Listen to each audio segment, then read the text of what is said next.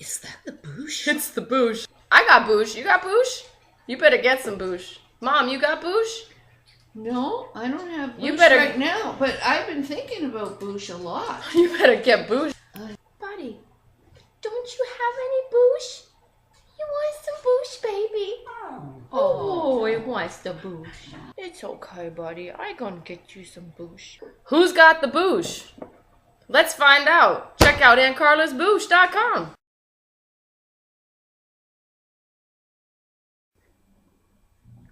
Hi everybody, I'm Kimberly Edwards from CookingWithKimberly.com, and tonight I am making chicken burgers, but not just any old chicken burgers, and not just like a chicken breast. I'm talking about ground chicken, as in a burger like hamburger, but I'm going to do some funky things tonight. I'm going to make the spicy cilantro lime chicken burgers, and I'm going to tell you some really cool tips. Teach you guys how to use stuff up in your household instead of throwing it away. You may not even know what to use things for, so bear with me. Here we go. I'm going to show you what's up. Now, I've got 1 pound of ground chicken. Got me? Simple stuff. A lot of grocers don't carry ground chicken because chicken and turkey, they can both carry salmonella, and when they use the grinders in the back to grind the meat, they don't like to use it for chicken and turkey for that reason, because they have to really clean it all out before they put ground pork, or before they put pork or beef in. That's what the grocer told me. That's what I'm passing on to you, all right? Next thing. This is a little bit wet, okay? I usually add an egg, and I don't know if I'm gonna do that tonight. I'm not gonna do that tonight. No, sir. But I'm going to infuse some really cool flavors into here, okay? When I do burgers, and if you've ever seen my videos before, check it out on my YouTube channel, but whenever I do burgers, I like to add some kind of oil or a fat. Relax, guys. Chill out. Things need to taste good. You know, if you don't eat tasty stuff, you're just going to try and eat everything because you're never satisfied. So eat something tasty. Got me? I'm not talking about a whole lot of fat. I'm talking about just a little bit to keep that meat nice and moist. It doesn't get all dry and hard and burnt like lots of burgers get on your barbecue. And tonight, I'm going to brave the Canadian winter, and I'm going to grill outside tonight. That's right, with corn on the cob. Grilled corn on the cob. That's what's up. Okay, so tonight, instead of using butter, which is one of my favorite things to do, is put a tablespoon of butter in with your ground meat. Try it. You'll love me for it. Tonight, instead, I'm going to do something even cooler. I'm going to one-up the situation. Yes, it's Sunday here, and of course I made breakfast for the house today. And of course that consisted of eggs and bacon and, you know, grits and things like that. So what do I have left? Of course I do. Bacon fat. Okay, so this rendered bacon grease from the bacon I made this morning has some nice little chunky bacon bits in it.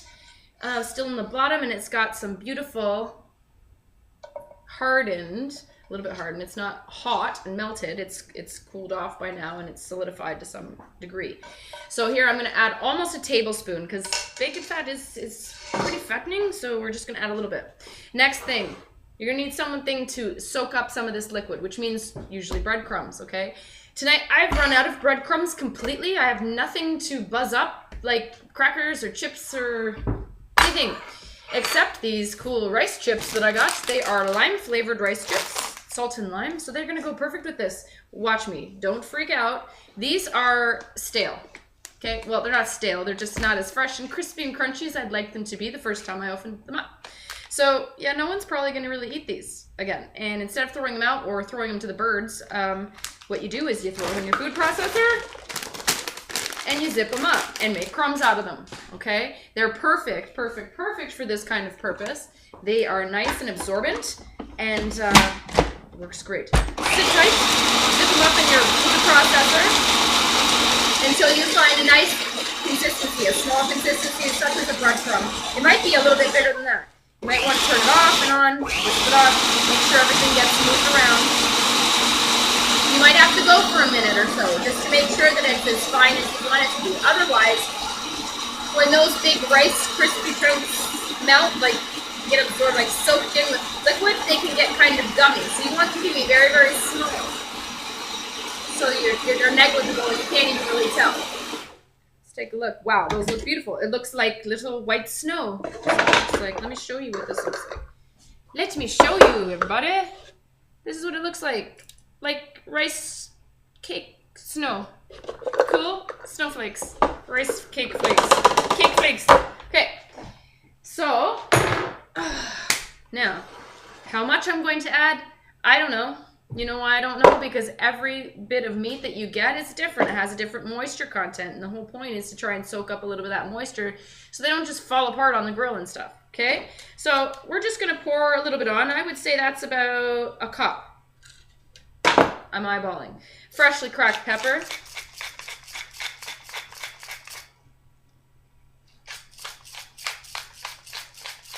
Lots of freshly cracked pepper because that's delicious. Sit tight. Okay. Little bit of cayenne pepper. I'm sorry, did I say a tablespoon? I said it meant a teaspoon of bacon fat, okay? Next, I'm going to add, I made this spicy cilantro lime mayonnaise the other day for someone. And it's delicious and I have more left. So I am going to throw about another teaspoon of this into my mix. Now this has that mayonnaise. Now don't forget, mayonnaise melts when it's heated, okay? It turns into kind of liquid saucy stuff, right? It's like if you've ever used mayonnaise on top of fish when you bake it, it just kind of melts on top. Beautiful, okay? Same thing's gonna happen here. Don't freak out, it's just like relax. People put mayonnaise on the burgers. And so I'm just kind of putting it inside just to kind of trick you guys and give you a little bit more of a flavor hit as well as keeping the meat moist, okay? So now, best utensils on the planet are your hands, and that's what you're going to use is your hands. You're going to use your hands as a moisture gauge. Now, if you got to be able to tell with your hand, okay? If the meat is very moist, you need to add more crumbs. If the meat seems, you know, not soaking wet, and it's not dry, it's just perfectly moist and wet, doesn't stick to your hand, it doesn't all fall apart, you know, then you're good to go. Just eyeball it, guys. It's really not rocket science. Even if you screw up, I mean, it's still gonna be tasty, okay? So don't worry. I'm gonna add just a little bit more crumbs. Just a tiny bit, and that's all I needed. I thought I might need more, but I don't. That's cool. All right. So this is all evenly distributed and all mixed up, okay? Grab yourself a nice little plate. You're going to make burgers out of these. And how you make burgers, this is how you make burgers. I'll probably get 3 out of here, which is what I'm looking for actually. So just try and evenly break it into 3 pieces. Hope for the best here. That's pretty good. You're gonna roll it into pretend it's a snowball, a great big meatball, okay? And then you're gonna flatten it. You want to make sure there's no seams everywhere. You don't want it all jaggedy on the outside like that. You want to try and make it nice and smooth and nice and more flat if you can, okay? So you're looking for kind of like it to look like a hockey puck, sort of. Come on, Canadians. All right, this is gonna go on my plate. You're gonna repeat the same thing with the others, however many burgers you have or need, okay? There we go. We're gonna get some island flavors in the middle of winter. It's summer in January here. Okay, last one. Tonight I'm going to use, I don't have burger buns, and a lot of times you don't have burger buns, and who cares, right? So I have these beautiful sub buns that I used for steak subs earlier this week, and I'm just going to cut them into the right appropriate square sizes, and those are gonna double as my burger buns. Be creative, guys. Use everything up. Sit tight, I'm gonna wash my hands, don't forget. Chicken has salmonella in it. Can have salmonella, carry salmonella. Anything that touches the chicken, if you get juice on your microwave button or your knives or your plates or your countertop or your hands, you need to wash them with warm water and soap to make sure that you get rid of all your germs, possible germs. No one wants to get sick. You can get very, very sick from eating salmonella. All right, so cool. That's what's going on with these. These are ready to go on the grill. Outside, I can't show you that tonight. I was going to film outside, but it's like freezing rain. It's not cool at all, and I'm going to have to wear a hood. So anyways, I'm going to show you a finished product. I'm going to show you a picture of the burgers when you're done. So basically what you're going to do, okay, you're going to go outside, you're going to turn on your barbecue, you're going to preheat it, okay? Your grill is preheated, I don't know, medium. It doesn't have to be like the lava inferno, okay? It just has to be warm. It doesn't have to be lowest heat or anything like that. Just like medium, somewhere in the middle, okay? Then you're going to throw these burgers on. Actually, you're gonna want to spray the barbecue grill with nonstick spray, or you're gonna take a nice towel that you don't ever want to use again because you're gonna wreck it. Roll it up into a nice thing like that. Use your tongs. Use your tongs to hold it all together. Pour a little bit of olive oil or any other kind of oil, and then you're just gonna go like this on top of your grill. And that's going to coat the grill great, and then things won't stick nearly as much. But, you know, you don't have to do that if you don't want to. Make sure you scrape off the grill. You don't have any bits on, because that causes things to stick even more too. If your meat is too warm right now, like it's very room temperature, and you've been working with it, it's kind of flopsy-wopsy, throw it back in the fridge. Put it in there for about, I don't know, 15, 20 minutes. Let the meat cool down again. It solidifies it a little better and holds things together, okay? And then that's it. You're going to grill on each side, I don't know, probably 4 or 5 minutes till it's golden brown. You want to make sure that the middle of that burger is nice and done. If you need to close the lid, go on and close that lid. Keep that heat in. Flip it over. Do the same thing on each side. So you're just going to poke in the middle of one just to make sure that it's done, like poke a sharp knife to make sure that it's not like red and the juices are clear and stuff.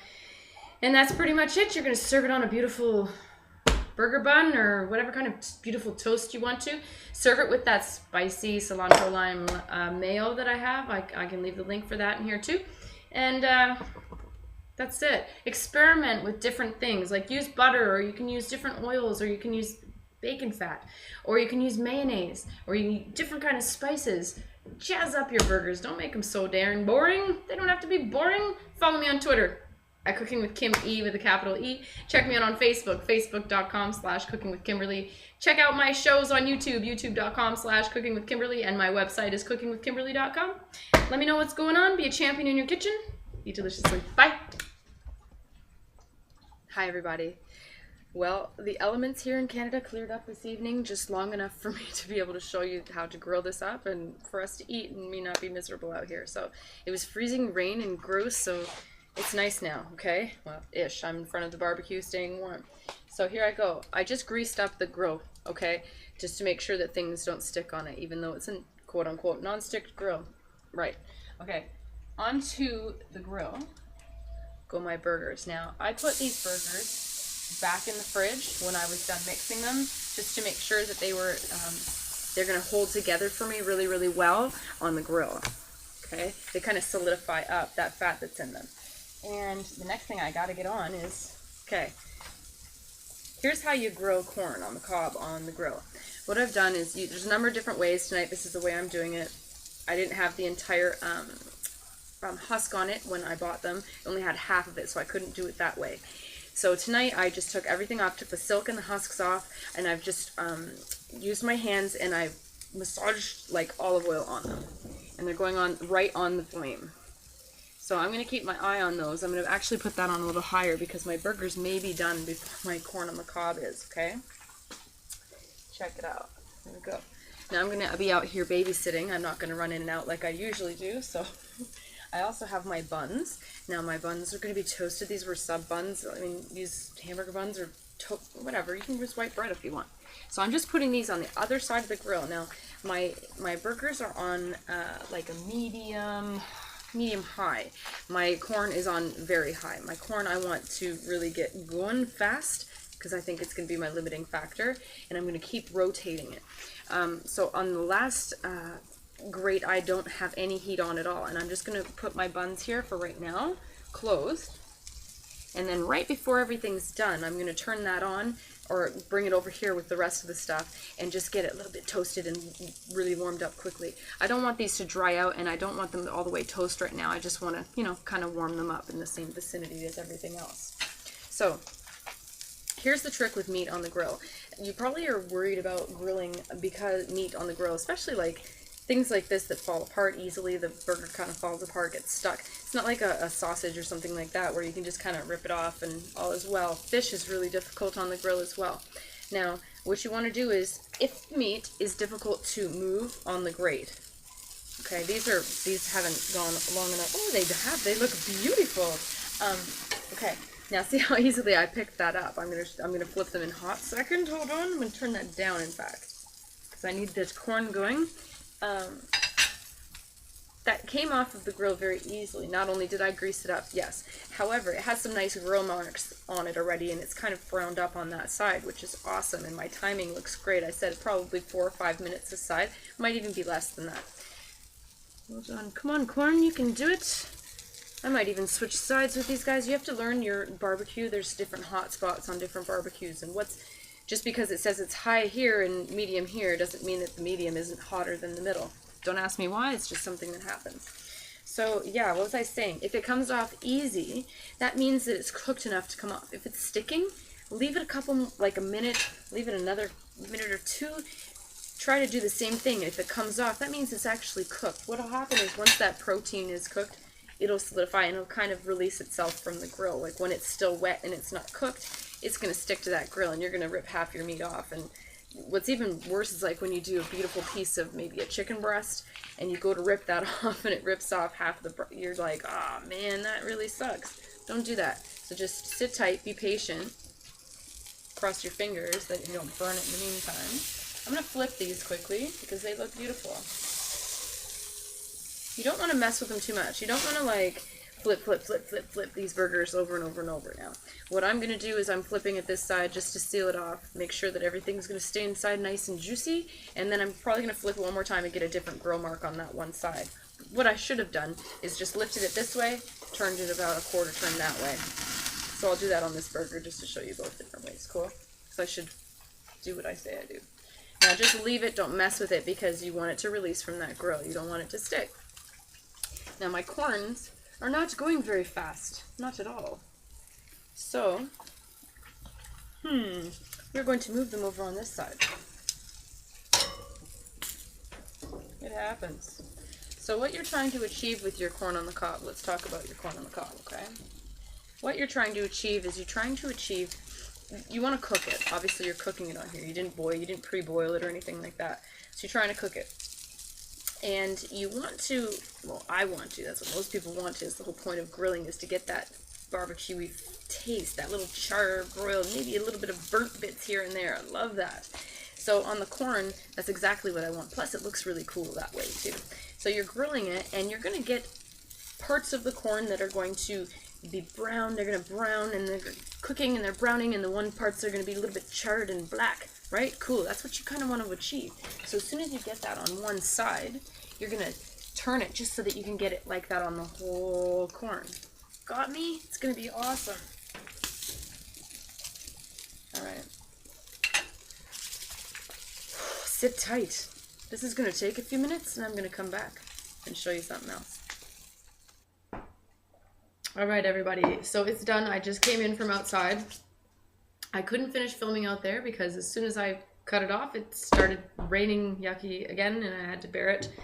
And you didn't, so that's good. So here I am, and I have toasted my buns beautifully. Look at the grill marks. Don't they look beautiful? Here's what your grilled corn should look like. Grilled corn on the cob. That's what I'm saying. It's riddled with little black corns and little yellow corns. And then here are the burgers. So I'm going to just put my burger together for you. I don't have all my fixins out. Like, I'm going to put lettuce on it and mustard probably, and who knows what. More of that mayo maybe. Maybe not mustard then. I'm going to put more of that mayonnaise on. And I'm going to put some cilantro on as well. And that's my burger. The burgers look awesome. Check it out. Beautiful, beautiful burgers. So there you go. That's how to cook spicy cilantro lime chicken burgers on beautiful buns. And that's that. Anyhow, I hope you guys enjoyed this recipe, and I hope you try it out because it's going to be really good. And follow me on Twitter at Cooking with Kim E with a capital E. Check me out on Facebook. It's facebook.com/cookingwithkimberly. My shows are on YouTube, youtube.com/cookingwithkimberly. And my recipes and blog is at cookingwithkimberly.com. I hope you guys come on out. Let me know what's going on. Experiment in your kitchen. Be a champion in your kitchen. And eat deliciously. Bye.